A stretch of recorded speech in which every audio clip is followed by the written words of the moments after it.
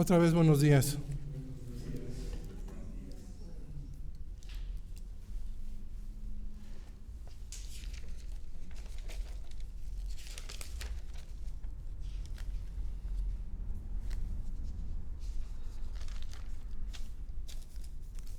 Bien, de nueva cuenta nos encontramos con el libro de Colosenses, con el tema de Colosenses que acabamos de iniciar, y seguimos con Colosenses hasta terminar Colosenses. Entonces, vamos a pedir dirección al Señor por el tema de hoy, para que sea Él el que hable, para que sea Él el que nos dirija, el que nos dé su palabra y seamos edificados por la misma. Vamos a orar, vamos a darle gracias al Señor y a pedir por esto. Santo Señor, te agradecemos porque nos permites estar reunidos. Nos das la oportunidad de venir para adorarte, Padre Santo, porque, Señor, qué mejor que tu palabra para edificarnos, para alimentarnos, para conocerte más, para saber más de ti, Señor, y poder vivirlo. Ponemos este tiempo en tus manos, Señor, que seas tú el que dirija, que seas tú el que hable, que sea tu palabra que nos edifique y nos ayude a salir de aquí fortalecidos, animados a vivir como tú quieres que lo hagamos, Señor. En tus manos dejamos todo, Santo Padre, en Cristo Jesús. Amén. Bien, dice la palabra de Dios en Colosenses 1, 3-8. El tema es gratitud por la palabra de verdad.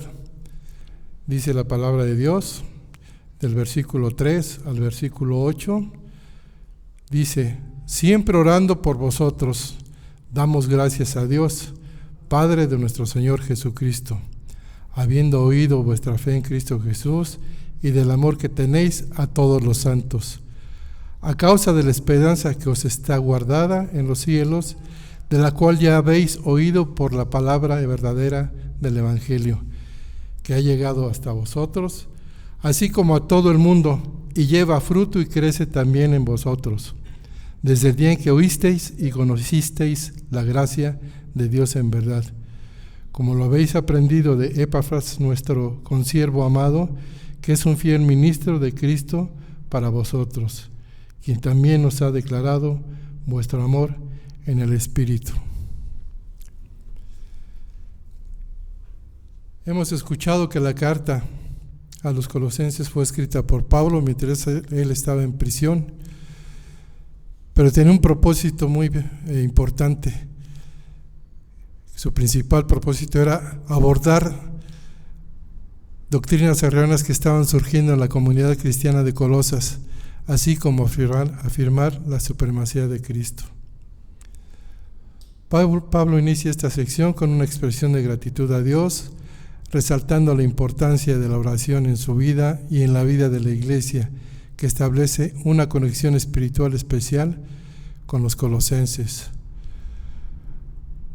Los colosenses eran hermanos santos en Cristo que habían creído en el Señor del Evangelio. No eran como los que se pervertían en el Evangelio o que los que desobedecían, eran lo contrario. Eran hermanos santos en Cristo que habían creído en el Señor del Evangelio. Pablo estaba preocupado, pues la comunidad de Colosas enfrentaba problemas de doctrinas muy erróneas, muy equivocadas, por lo que les escribe para reafirmar la supremacía de Cristo y animar a los creyentes a permanecer firmes en la fe. Versículo 4. La fe en Cristo Jesús y el amor hacia todos los santos son dos características esenciales de la vida cristiana. La fe es la base de nuestra relación con Dios. El amor es la expresión de esa fe en acción hacia los demás. La fe indica estar persuadido de que algo es verdad y creerlo. La fe indica estar persuadido de algo que es verdad y creerlo. Es mucho más que una simple aceptación intelectual, ya que implica esto obediencia. O sea, la fe implica obediencia y ahorita lo vamos a ver. La obediencia y la fe son conceptos que son usados de manera constante a lo largo del Nuevo Testamento. Hechos 6:7, Romanos 1:5, Romanos 1:16, 26 nos habla al respecto. Y vamos a leerlos. Hechos 6:7.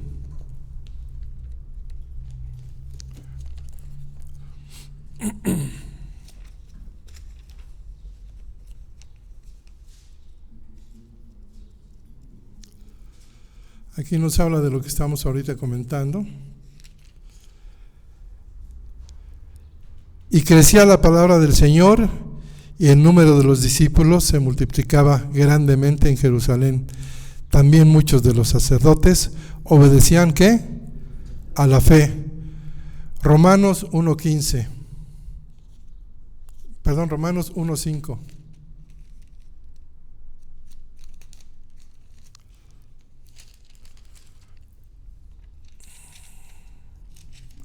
Dice Romanos 1:5. Y por quien recibimos la gracia y el apostolado para la obediencia a la fe en todas las naciones por amor de su nombre. ¿Para qué? ¿La obediencia de qué? A la fe. Romanos 16:26. Un último versículo para que veamos qué es lo que dice.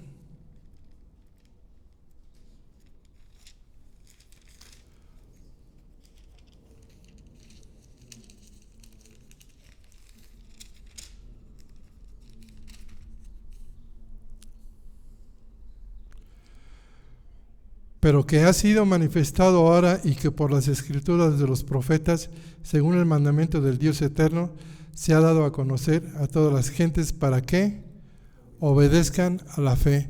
Entonces vemos que la fe y la obediencia van de la mano.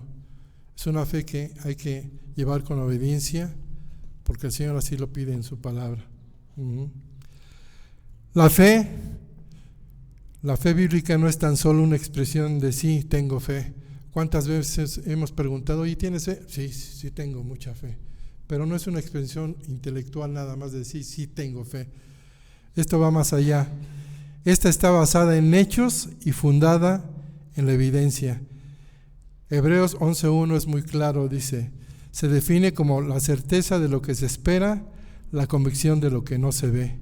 O sea, la fe es la seguridad y certeza a las realidades aún no vistas.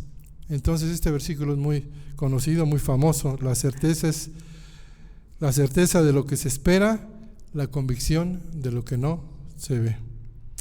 El capítulo 11 del mismo Hebreos podemos ver varios ejemplos de esta fe genuina. Hebreos 11:7. Por la fe, ¿qué pasó? Por la fe Noé, cuando fue advertido por Dios acerca de cosas que aún no se veían, con temor preparó el arca para que su casa se salvase, y por eso fue condenado el mundo y fue hecho heredero de la justicia. ¿Por qué? Por medio de la fe, porque vive la fe. ¿Recuerdan el caso de Noé? Noé agradó a Dios, obedeció a Dios, y fue ¿qué? Llevado. Él no fue muerto por la fe. 11:8 del mismo libro de Hebreos. Por la fe Abraham, siendo llamado, obedeció para salir al lugar que había de recibir como herencia, y salió sin saber a dónde iba, sin imaginarse a dónde iba, pero lo hizo por fe. 11:1.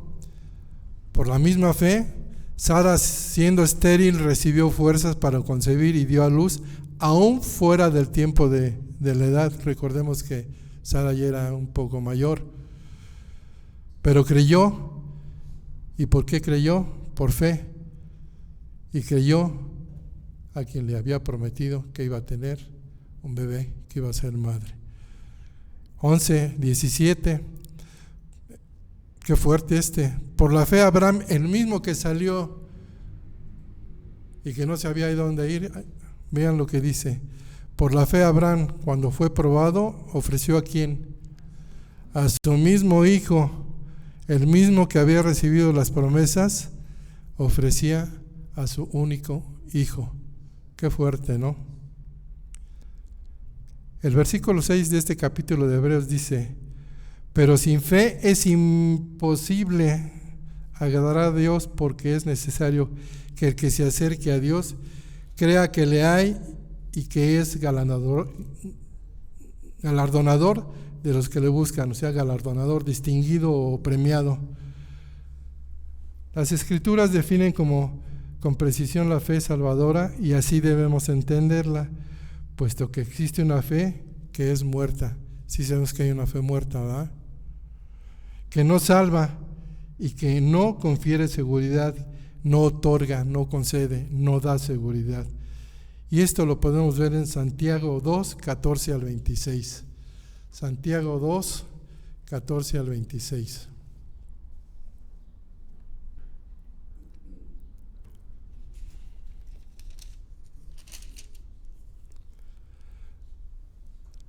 Dice: la fe sin obras es muerta.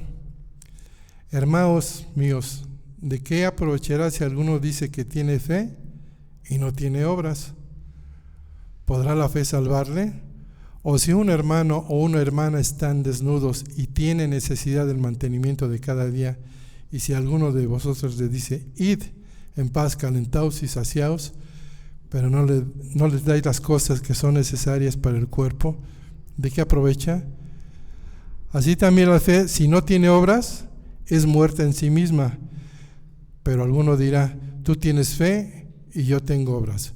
Muéstrame tu fe sin tus obras, y yo te mostraré mi fe por mis obras. Tú crees que Dios es uno, bien haces. También los demonios creen y tiemblan. Mas ¿quieres saber, hombre vano, que la fe sin obras es muerta? ¿No fue justificado por las obras Abraham nuestro padre cuando ofreció a su hijo Isaac sobre el altar? ¿No ves que la fe actuó juntamente con sus obras, y que la fe se perfeccionó por las obras? Y se cumplió la escritura que dice: Abraham creyó a Dios y le fue contado por justicia, y fue llamado amigo de Dios. Vosotros veis pues que el hombre es justificado por las obras y no solamente por la fe. Asimismo también Rahab la ramera no fue justificada por las obras cuando recibió a los mensajeros y los envió por otro camino, porque como el cuerpo sin espíritu está muerto, así también la fe sin obras está muerta.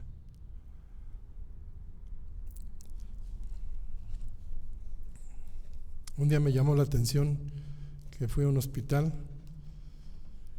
y el mundo, la manera de animar al enfermo o al necesitado o al que está pasando por pruebas, la frase muy conocida es: échale ganas. Lo escuchamos en todos lados, y échale ganas. Y se da media vuelta y se va, ¿no?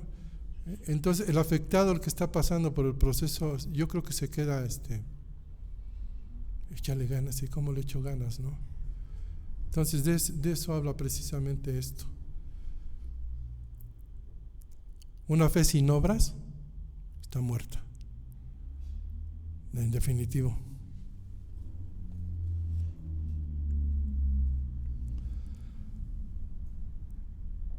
Las Escrituras definen con precisión la fe. Es la fe salvadora, y así debemos entenderla, puesto que existe una fe muerta que no salva y que no confiere seguridad, que es lo que acabamos de ver ahorita en Santiago. La fe salvadora verdadera comprende el arrepentimiento y la obediencia. El arrepentimiento es el componente inicial de la fe salvadora. De manera más precisa, el arrepentimiento quiere el repudio total, absolutamente total, de la vida vieja, y no volverse a Dios en búsqueda de la salvación. O sea, debe ser un repudio total a la vida vieja, a la vida pasada, dejando atrás todo aquello que vivimos. Esto lo podemos ver en 1 Tesalonicenses 1:9, y se acuerdan de Efesios 4:22-24. En cuanto a la pasada manera de vivir, despojaos del viejo hombre. Es lo que debemos hacer el verdadero creyente, el verdadero y genuino creyente que tiene fe. El arrepentimiento de esta fe salvadora incluye 3 componentes. El primero, volverse a Dios. El segundo, apartarse del pecado. Y el tercero, querer servir al Señor. Ningún cambio de mente puede considerarse verdadero arrepentimiento sin estos 3 componentes. Lo repito, es volverse a Dios, apartarse del pecado y querer servir a Dios. Hermanos, la fe que Dios otorga es permanente, es de siempre, es de toda la vida, es en todo tiempo. ¿Y de quién es? Pues es de todos aquellos que le han recibido. Romanos 1:17 dice: porque en el Evangelio la justicia de Dios se revela por fe y para fe, como está escrito, mas el justo por la fe vivirá. Hebreos 10:38, mas el justo vivirá por fe, y si retrocediere, no agradará mi alma, dice el Señor. Gálatas 3:11, y que porque la ley ninguno se justifica para con Dios, es evidente, porque el justo por la fe vivirá. La fe, por tanto, hermanos, nunca debe separarse de las obras. Nunca debe suceder esto. ¿Qué podemos pensar si uno dice fe y no tiene obras? No es cierto, no es real, no es genuino. Martín Lutero lo resumió de una manera muy clara, esta perspectiva. Dice: las buenas obras no hacen bueno a un hombre, pero un hombre bueno hace buenas obras. Esto lo dijo Martín Lutero, y efectivamente es muy claro esto que lo que dejó escrito, ¿verdad? Uno de los frutos visibles y firmes de la verdadera fe salvadora, ¿qué es? Es el amor para los hermanos creyentes. Juan 13:34-35, ¿qué dice? Recordemos: un mandamiento nuevo os doy, que os améis unos a otros, como yo os he amado. En esto conocerán todos que sois mis discípulos. Y Juan también recalca esta verdad repetidas veces en su primera epístola. No las vamos a ver, pero en 1 de Juan 2:9-11, 3:10, 3:14-15 y 4:20. El verdadero Hijo de Dios ama a sus hermanos creyentes, y Pablo da gracias porque los colosenses aman a todos los santos. Su amor hacia ellos es sin acepción de personas. El amor de ellos era sin acepción de personas. ¿Hacemos nosotros acepción de personas? Dios y nosotros lo sabemos. Él nos conoce. Él sabe nuestro sentir. Él sabe nuestro andar. La vida cristiana tiene 2 facetas y ambas son cruciales: la fe y el amor. El verdadero creyente se caracteriza por la fe pura en la verdad y la manifestación del amor hacia los hermanos. La vida cristiana tiene 2 facetas, ambas cruciales: la fe y el amor. El verdadero creyente se caracteriza por la fe pura en la verdad y la manifestación del amor hacia los hermanos. Somos salvos por la fe. ¿Y somos salvos para qué? Para amar. La fe salvadora auténtica es más que una convicción mental. Transforma el corazón de una manera tan especial que es totalmente abierto a amar a los demás. Vamos al versículo 5. A causa de la esperanza que os es guardada en los cielos, de la cual ya habéis oído por la palabra verdadera del Evangelio. La verdad del Evangelio permanece en la esperanza. La esperanza es uno de los componentes que va de la mano ¿Con quiénes? Con la fe y con el amor. Como dice 1 Tesalonicenses 1:3, acordándonos sin cesar delante del Dios y Padre nuestro de la obra de vuestra fe, el trabajo de vuestro amor y de vuestra constancia en la esperanza de nuestro Señor Jesucristo. Entonces vemos aquí tres componentes que van de la mano. Recordemos: la fe, el amor y la esperanza. ¿Sí vamos bien, hermanos? No se vayan a dormir. Ya en 45 minutos ya terminamos. Entonces voy a repetir el versículo 1 Tesalonicenses 1:3, acordándonos sin cesar delante de Dios y Padre nuestro de la obra de vuestra fe, número 1, el trabajo de vuestro amor, número 2, y de vuestra constancia en la esperanza de nuestro Señor Jesucristo, número 3. 1 Tesalonicenses 5:8 dice: pero nosotros que somos del día, seamos sobrios, habiéndonos vestido con la coraza de la fe y de amor, y con la esperanza de salvación como yelmo. 1 Corintios 13:13. ¿Y ahora qué? Lo conocemos todos, ¿no? Y ahora permanecen la fe, la esperanza y el amor. Estos tres, pero el mayor de ellos, ¿cuál es? El amor. Entonces aquí confirma que son tres que van siempre de la mano, siempre son esenciales. Pablo muestra gratitud no solo por la fe y el amor de los colosenses, sino también por su esperanza. La fe y la esperanza están unidos y son inseparables. Hermanos, creemos. Y si creemos, pues por lo tanto esperamos. La esperanza es un elemento clave del cristianismo, referida aquí por Pablo como algo que está guardado de manera especial en los cielos. Pablo conecta el amor y la fe con una esperanza trascendente, lo que anima a mantener los ojos puestos en las promesas eternas. ¿Qué nos espera el día de mañana, hermanos? Podemos ver la importancia de estos tres elementos que son fundamentales. La fe es la base de nuestra relación con Dios. El amor es la expresión de esa fe en acción hacia los demás, y la esperanza es la expectativa del cumplimiento de las promesas de Dios. ¿Tenemos expectativa en lo del día de mañana? No nos hace sentir ánimo, decir ya quiero estar allá.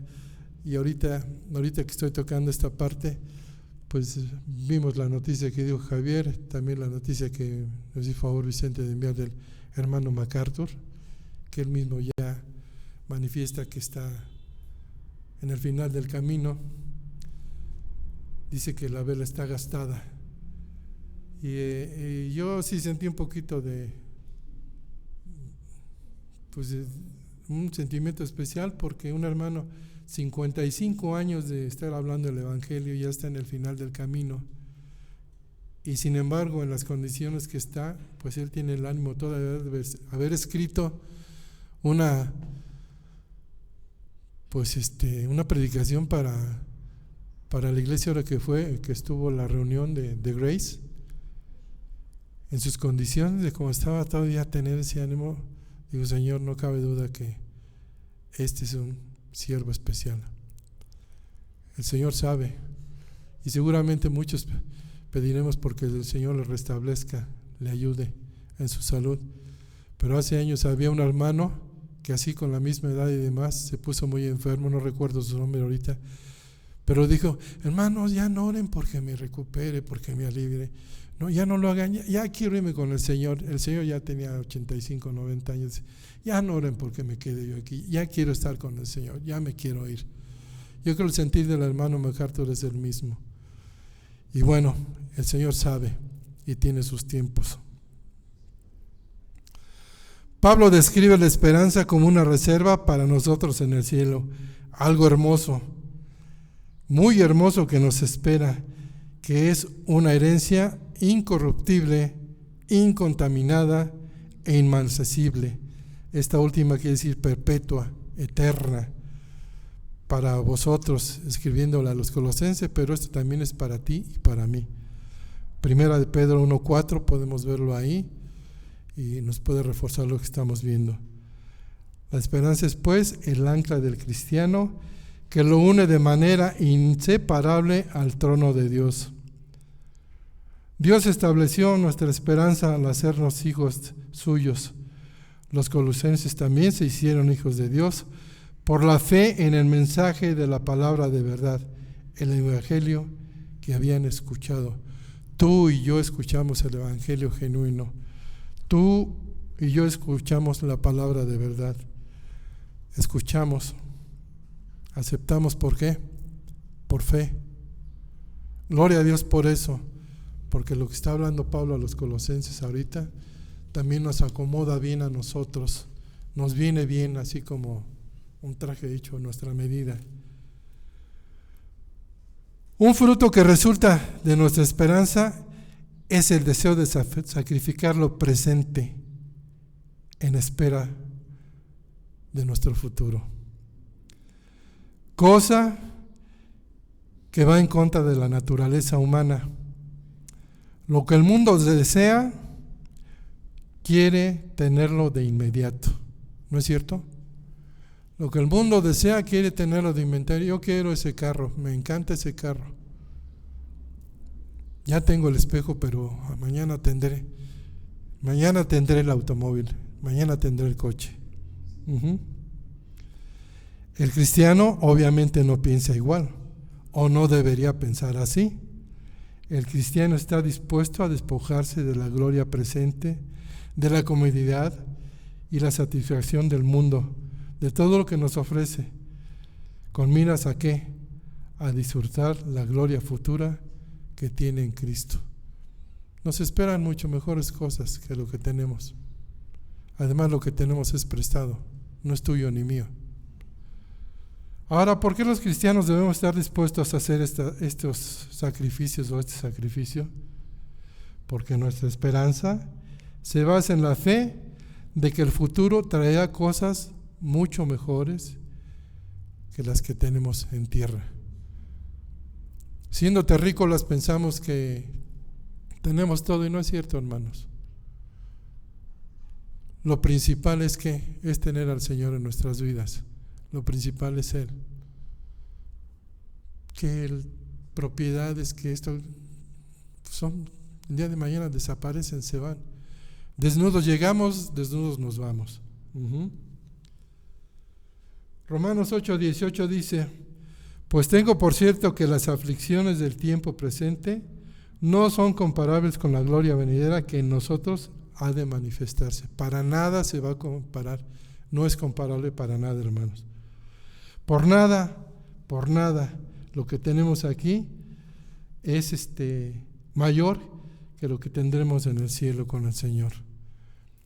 Versículo 6a: que ha llegado hasta vosotros, así como a todo el mundo, lleva fruto y crece también en vosotros, desde el día en que oísteis y conocisteis la gracia de Dios en verdad. Este versículo enfatiza que el Evangelio ha llegado a los colosenses y ha tenido un impacto real y transformador en sus vidas. El Evangelio no solo se ha esparcido en el mundo, sino que también lleva fruto espiritual, evidenciado por el crecimiento en la fe y gracia. Conocisteis la gracia de Dios en verdad. Esto indica que su comprensión del Evangelio es auténtica y profunda. El cristianismo en esa época no era una secta más en el Imperio Romano, no era un culto más como los otros, como otros en Colosas. Era y es en la actualidad las buenas nuevas para todo el mundo. El Evangelio trasciende todas las fronteras étnicas, geográficas, culturales y políticas. Hermanos, el carácter universal del Evangelio es citado con frecuencia en las Escrituras. Podemos citar algunos versículos, tales como Mateo 24:14, Juan 8:12, Romanos 1:8 y 16, Romanos 10:18, Primera de Tesalonicenses 1:8, Apocalipsis 4:9-11.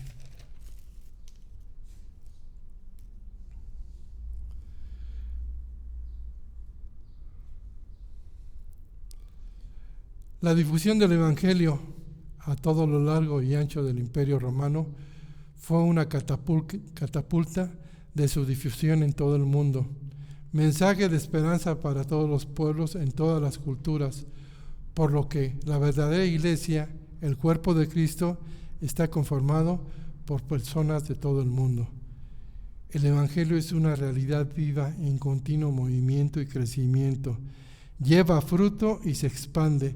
Hebreos 4:12 es muy claro. Hebreos 4:12 nos dice, porque la palabra de Dios es que viva y eficaz y más cortante que toda espada de dos filos. Cuando el Evangelio entra en un corazón preparado por Dios, lleva fruto. Mateo 13:3-8, que es la palabra del sembrador. Posee un poder divino que lo impulsa a crecer de la misma manera que una semilla de mostaza. Crece hasta convertirse en un árbol. Mateo 13:31-32, que conocemos la parábola de la semilla de mostaza. Todos la conocemos, la podemos leer en casa. Mateo 13:31-32. Pablo le dice a los colosenses que está agradecido por todo lo que el Evangelio ha producido en ellos. Desde el día que oísteis. Se muestra agradecido porque creyeron el mensaje del Evangelio cuando Epafras lo compartió con ellos. Tú y yo, desde el día que oímos del Evangelio, ¿qué ha pasado en nuestras vidas? ¿Qué frutos hemos dado? ¿Cómo vivimos?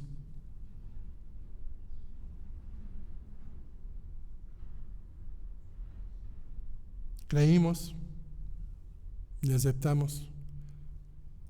¿Qué frutos hemos dado?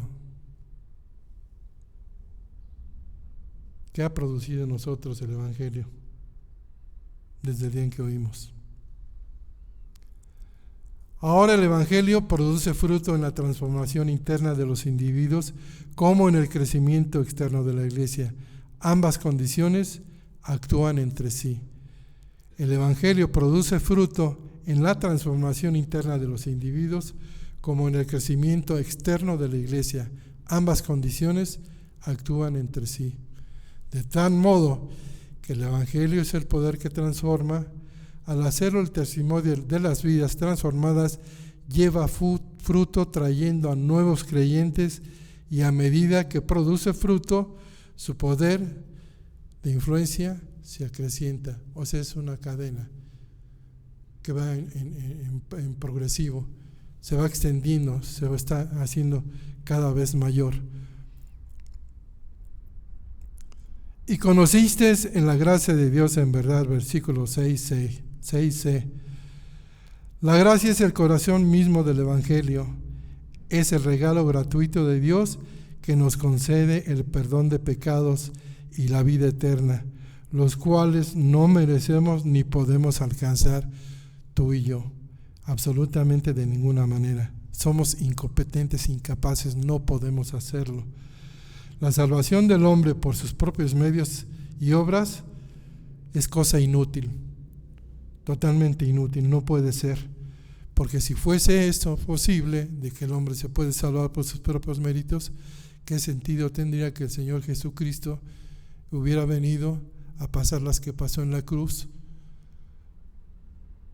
a ser ofendido como fue ofendido? ¿Qué sentido tendría si cada uno se puede salvar por su propia cuenta? Para nada. Efesios 2:8-9 dice: porque por gracia sois salvos, ¿por medio de qué? De la fe. Y esto no de vosotros, pues solamente es don de Dios, no por obras, o sea, no por lo que hagan, para que nadie se gloríe, o sea, para que nadie diga, pues yo me la gané por mis méritos. Yo compré mis indulgencias y mira, di $1,000,000 por ello y heme aquí. Pero ¿qué crees? No estás en donde tú crees, estás en el otro lado. No es así. Por méritos propios no podemos lograrlo. Y hay quienes piensan que sí. Bueno, ¿a dónde te vas a ir cuando mueras? Al cielo. ¿Cómo por qué? Soy bueno, no me meto con nadie, doy mi limosna cada 8 días. Un concepto muy equivocado, ¿no?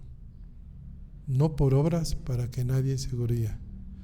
Por muy bueno que seas y no has aceptado a Jesucristo en tu vida, absolutamente la salvación te es negada. Debes creer en Jesucristo como el único y suficiente Salvador para poder tener tu boleto, tu ticket, tu pase a la vida eterna. Lugar tan especial que Dios nos ha prometido. La gracia es el corazón mismo del Evangelio. Es el regalo gratuito de Dios que nos concede el perdón de pecados y la vida eterna, los cuales no merecemos ni podemos alcanzar. Esto contrasta con otras religiones que predican la salvación del hombre por sus propios medios, por sus propias obras, por sus propios méritos, cosa que es totalmente inútil. Tito 2:11 dice: porque la gracia de Dios se ha manifestado para salvación a todos los hombres.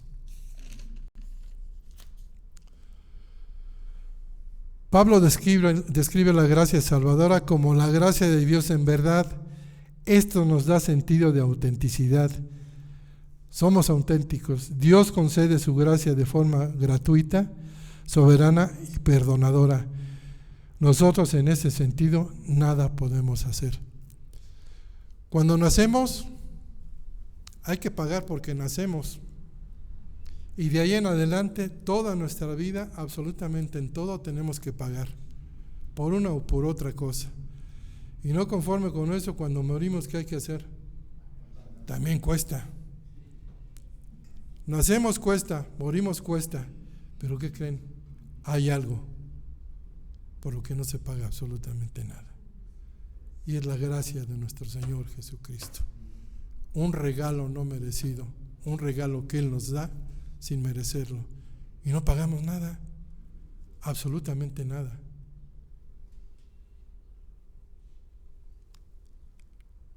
Concluimos con los versículos 7 y 8. Aunque la salvación solo se alcanza por la gracia de Dios, Él usa personas, individuos como instrumentos de su gracia. El Señor Jesús les dijo a sus discípulos en Hechos 1:8 que serían testigos mediante el poder del Espíritu Santo. Cuando el Señor asciende, ¿qué les dice? Pero recibiréis poder cuando haya venido sobre vosotros, ¿quién? El Espíritu Santo. Y me seréis testigos en todo Atizapán, en todo Cuautitlán Izcalli, en todo Tlalnepantla y sus alrededores. Eso es lo que debemos ser testigos de Él. No necesitamos irnos hasta Samaria ni a lo último de la tierra, ¿verdad? Pero eso es lo que debemos hacer. Tenemos al Espíritu del Señor en nosotros. Gloria a Dios por eso. Y tal vez el pasaje que más resalta con más claridad, con más fuerza, este concepto es Romanos 10:14, que dice: ¿cómo pues invocarán a aquel en el cual no han creído? ¿Y cómo creerán en aquel que no han oído? ¿Y cómo oirán sin haber quien les predique? Como vimos antes, Epafras trajo las buenas nuevas de la gracia de Dios a la iglesia de Colosas. Él fue un instrumento que Dios usó. Él fue quien se las anunció. Y Pablo, al referirse a él como consiervo y fiel maestro de Cristo, vean en qué concepto lo tenía. Él era un representante de Pablo en Colosas y contaba con el respaldo de la autoridad de Pablo y del mismo Señor Jesús. Bien, concluimos pues que hemos visto algo muy bello, muy que nos anima a echarle más galleta, a echarle más ganas a a lo que es las cosas del Señor, y vimos tres cosas principales. ¿Cuáles eran? Que siempre van de la mano: la fe, el amor y la esperanza. Pero el mayor de todos estos, ¿cuál es? ¿Cómo andamos en el amor como hermanos? Y la esperanza que tenemos del día de mañana, ¿cómo está? A mí me anima mucho. Yo cuando pasé eso, yo me animé mucho. Dije, mañana con el Dios, qué bonito será verle frente a frente.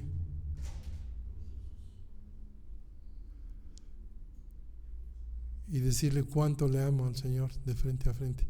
Pero qué triste sería llegar frente a frente a Él y decirle: híjole, Señor, pues cuando tú me llamaste, apenas empezaba yo a trabajarle duro. No me diste oportunidad de empezar a trabajar. Oímos, creímos, aceptamos. Y cuando escuchamos, de ahí para acá, ¿qué hemos hecho? Podemos tener una conclusión, un resumen de esto, que sería este pasaje que refleja la gratitud de Pablo por la fe y el amor de los cristianos en Colosas. Destaca la relación esencial entre la fe, el amor y la esperanza, así como la importancia del Evangelio en la vida de los creyentes. Vemos que Pablo resalta aquí también el rol de un individuo. ¿Quién era? Epafras, como un ministro fiel, lo que destaca la necesidad de tener buenos líderes en la iglesia como él. Ciertamente podemos hacer esa conclusión. Ahora, ¿por qué no pensar en una aplicación en nuestras vidas? Vivamos ejerciendo la fe, cultivemos el amor y también vivamos en la esperanza en nuestra vida diaria. Recordemos que el Evangelio es poderoso y que el amor basado en el Espíritu debe ser nuestro sello definitivo en la comunidad cristiana. Recordemos que la fe, el amor y la esperanza son pilares en el cristiano y son una conexión fundamental para vivir una vida cristiana conforme a la voluntad del Señor.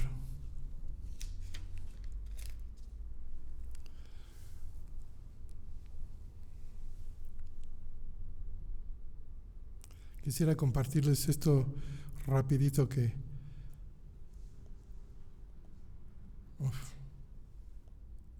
dice: confía, Dios convierte las crisis en oportunidades, las pruebas en enseñanza y los problemas en bendiciones. Confiemos en el Señor con todo esto. La repito: confía, Dios convierte las crisis en oportunidades, las pruebas en enseñanzas y los problemas en bendiciones. Y ciertamente así es. Confiemos en esto y oremos al Señor porque esto que acabamos de escuchar sea una realidad en nuestras vidas, que saliendo de aquí nos vayamos bien fortalecidos, bien edificados, pensando en que el Señor se merece todo y que no debemos fallarle. Oremos. Padre Celestial, te agradecemos por la fe y el amor que has sembrado en nuestros corazones a través del Evangelio. Ayúdanos a vivir de manera digna de ti, creciendo en el conocimiento de tu voluntad y mostrando la misma gracia y amor hacia los demás que se menciona en Colosenses 1:3-8. Que nuestra vida sea un reflejo de la esperanza que tenemos en Cristo y que, al igual que los colosenses, seamos testigos del poder transformador de tu amor en nuestro entorno. Amén.